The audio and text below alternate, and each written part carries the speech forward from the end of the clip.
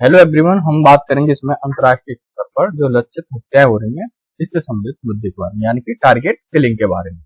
वर्तमान में पाकिस्तान एवं कनाडा द्वारा भारत और उनके देशों में लक्षित हत्या यानी कि टारगेट किलिंग का आरोप लगाया गया है।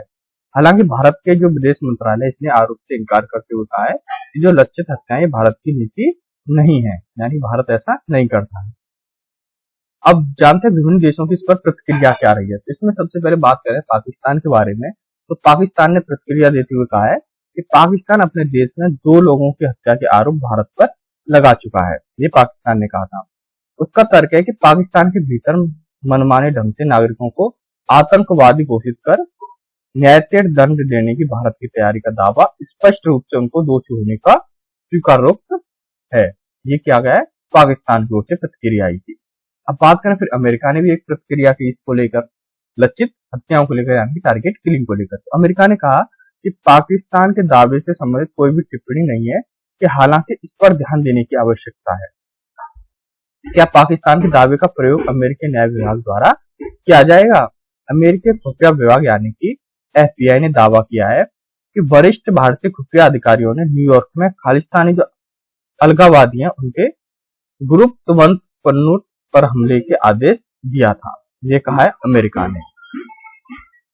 जो खालिस्तानी थे अलगाववादी, उन्होंने ग्रुप तुवंत पन्नूट पर हमले करने का आदेश दिया गया था। अब बात करें कनाडा की। कनाडा ने भी इस पर प्रतिक्रिया करते हुए कहा था कि कनाडा एक खालिस्तानी अलगाववादियों की हत्या में भारत सरकार के एजेंटों को संलिप्तता की जांच कर रहा है। हालांकि इस संदर्भ की वजह से वह अभी तक भारत सरकार के सच्चे में कोई साक्ष्य प्रस्तुत नहीं कर पाया है, जो कनाडा जो बयान दे रहा है इसके बारे में। अब जानते हैं अंतर्राष्ट्रीय विनिमय के बारे में। तो अंतर्राष्ट्रीय मानवाधिकार यानी ह्यूमन राइट्स कानून के बारे में बात करें तो प्रत्येक नागरिक को जीवन एवं स्वतंत्रता के अधिकार की गारंटी देता है, जो देता है ह्यूमन राइट्स। इससे मानव अधिकारों पर सार्वभौमिक घोषणा में शक्ति मिलती है और अंतर्राष्ट्रीय मानवतावादी यानी कि ह्यूमैनिटेरियन कानून या सशस्त्र संघर्ष के दौरान गैर लड़ाकों यानी कि असैनिक या सिविलियन की रक्षा के सिद्धांतों को निर्धारित भी करता है।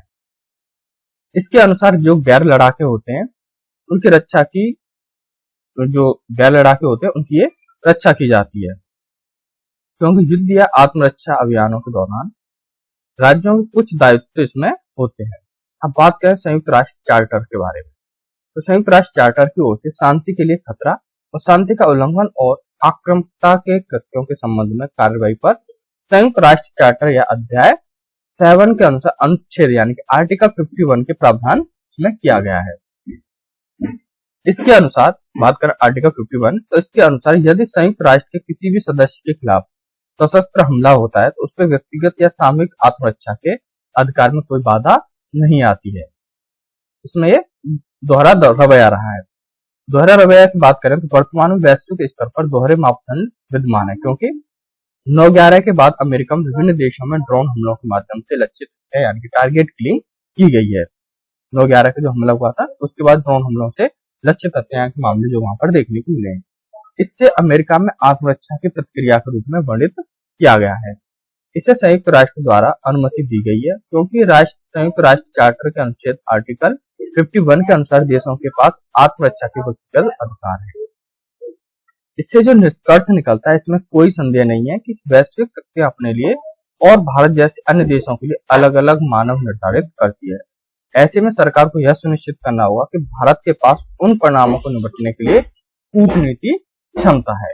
अब इससे जुड़ा हुआ क्वेश्चन बनता है, एक अभी हाल ही में मैंने करंट का एक क्वेश्चन बनाया था, शायद इससे पीछे वाली मैंने एक वीडियो डाली थी जिसमें था हाल ही में केरल विश्वविद्यालय के जो शोधकर्ता है उसके द्वारा भारत में किस राज्य में 5200 साल पुराने हड़प्पा बस्ती जो है वो खोजी गई है। तो ये खोजी गई है गुजरात। और इसके बारे में आपको वीडियो देखनी तो इससे प्रीवियस जो वीडियो है तो मैंने डाली हुई है इसके ऊपर, तो 5200 पुरानी हड़प्पा सभ्यता खोजी गई गुजरात। धन्यवाद। आज के लिए बस इतना ही।